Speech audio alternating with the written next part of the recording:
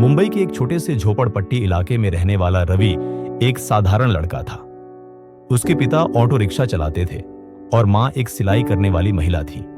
घर का खर्च किसी तरह चलता था, लेकिन सपनों की कोई कीमत नहीं होती और रवि के सपने बहुत बड़े थे। हर सुबह वह अपने पिता की पुरानी साइकिल पर स्कूल जाता। फटी हुई यूनिफॉर्म, घिसे हुए जूते और पीठ पर पुराना बैग, पर चेहरे पर उम्मीद की चमक हमेशा रहती।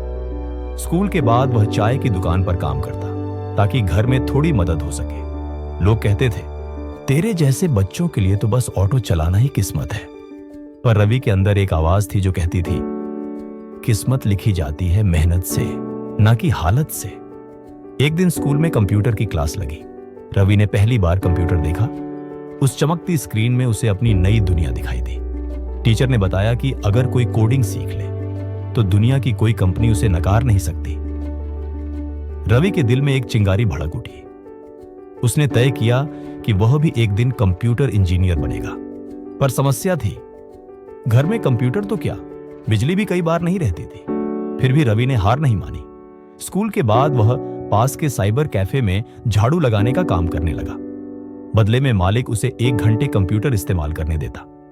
रात को सबके सो जाने के बाद वह पुरानी किताबें पढ़ता, यूट्यूब वीडियो देखता और खुद से कोडिंग सी। रवि का संघर्ष अब असली परीक्षा में बदल गया। कभी साइबर कैफे बंद हो जाता, कभी पैसे खत्म हो जाते। कई बार भूखे पेट पढ़ाई करनी पड़ती, लेकिन उसके अंदर की आग बुझने का नाम नहीं लेती थी। एक दिन उसके पिता ने गुस्से में कहा, बेटा, जिंदगी पेट से चलती है, सपनों से नहीं। रवि ने शांत स्वर में जवाब दिया, पापा, मैं जानता हूं पेट भरना जरूरी है, लेकिन अगर सोच भर ली गरीबी की तो जिंदगी कभी नहीं बदलेगी। रवि के दोस्त हंसते, भाई, तू कोडिंग से अमीर बनेगा, तू तो गरीबों की बस्ती में रहता है।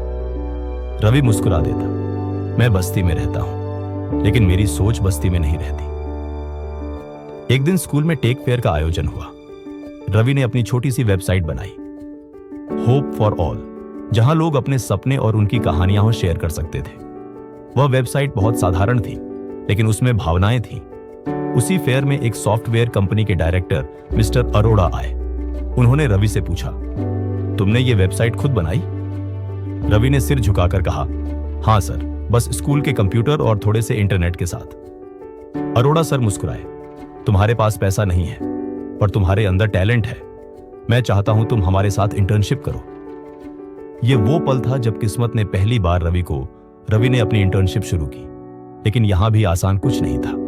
बड़े ऑफिस में अंग्रेजी में बात करने वाले लोग, तेज कंप्यूटर और काम का दबाव। कई बार उसे लगता कि वो इस माहौल के लायक नहीं है। एक दिन एक कोडिंग प्रोजेक्ट में उसकी गलती से पूरा सिस्टम क्रैश हो गया। सबने उसे डांट दिया। उसके अंदर निराशा छा गई। वो ऑफिस की छत पर जाकर बैठा और खुद से बोला, शायद सब सही कह रहे हैं, मैं बस एक गरीब लड़का हूं। तभी उसे अपने पिता की बात याद आई, जिंदगी पेट से चलती है। और फिर उसने सोचा, हां, लेकिन सोच से उड़ती भी है। वो वापस नीचे गया, सारी गलती ठीक की और अपने प्रोजेक्ट को सफलतापूर्वक पूरा किया। इंटर्नशिप खत्म होने के बाद कंपनी ने रवि को स्थायी नौकरी का ऑफर दिया। कुछ सालों में वही रवि जो झोपड़ी में पढ़ाई करता था, अब एक मल्टीनेशनल कंपनी में सॉफ्टवेयर इंजीनियर बन गया। उसने अपने पहले वेतन से अपने पिता के लिए नया ऑटो खरीदा और मां के लिए सिलाई मशीन। मीडिया ने उसकी कहानी छापी, झोपड़पट्टी का लड़का जिसने कोड से किस्मत बदली। आज रवि अपने इलाके में फ्री कोडिंग क्लासेस चलाता है। वह उन बच्चों को सिखाता है जो कभी उसकी तरह सपने देखने से डरते हैं। हर बार जब कोई बच्चा कहता है, सर हमारे पास पैसे नहीं हैं, तो रवि मुस्कुराकर कहता है, गरीबी नहीं सोच रोकेगी, अगर तुमने ठान लिया तो आसमान भी झुक जाएगा। उसकी कहानी ने न जाने कितनों को यह सिखाया कि सपने देखने के लिए अमीर होना जरूरी नहीं, बस दिल बड़ा होना चाहिए। रवि की जिंदगी हमें एक सच्चा सबक देती है।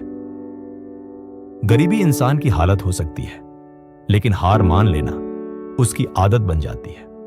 अगर तुम ठान लो तो हालात बदल जाते हैं। जो लड़का कभी साइबर कैफे में झाड़ू लगाता था, आज वही लोगों को सिखा रहा है कि कभी हार मत मानो, क्योंकि सफलता पैसों से नहीं, सोच से मिलती है।